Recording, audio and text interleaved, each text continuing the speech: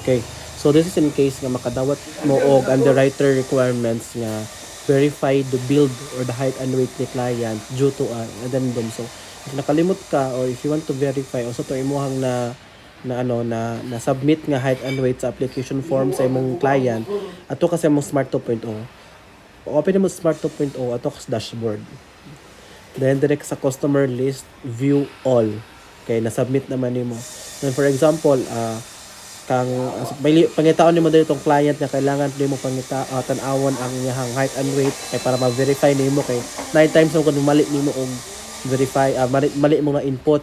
So para matan-aw nimo diri ka sa pagkita tan-aw nimo siya diri.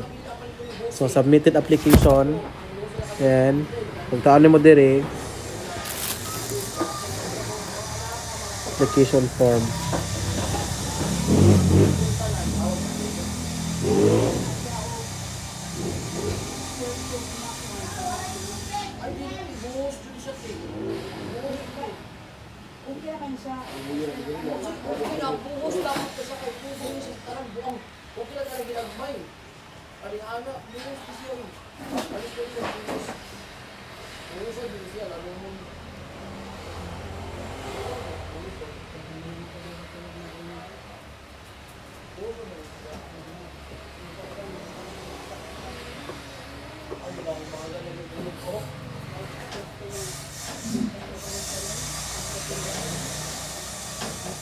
Malagin.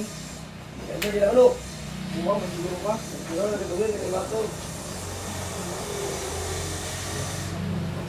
Hindi mo tulong ka lang zip. Hindi lagi na makachallenge ay. Oo, at kagano sa level. Mag-start yung gatong na unya ang tumawan. Ay, panik kalaan naman dun sa client kapag dito ka sa client nga bago pa.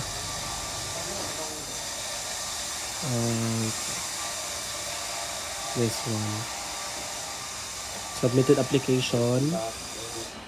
And then application form.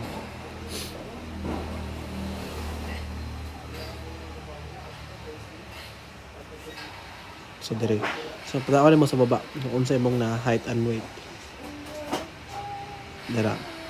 So pagtaon mo sa height and weight, mo ni imong i-inform sa QA kay just in case mali imong namutang. Okay? So i-send sa QA kung unsa ni imong namutang dire kay for sure na gini nakita ang underwriting team nga mali tungod kay nangayo sila nga ipa-confirm sa imong ang height and weight. That's why we need to really be careful pag input sa submission kay na times nga mamali ta, and this will really make or delay or our issuance sa policy kung mamali ka diri.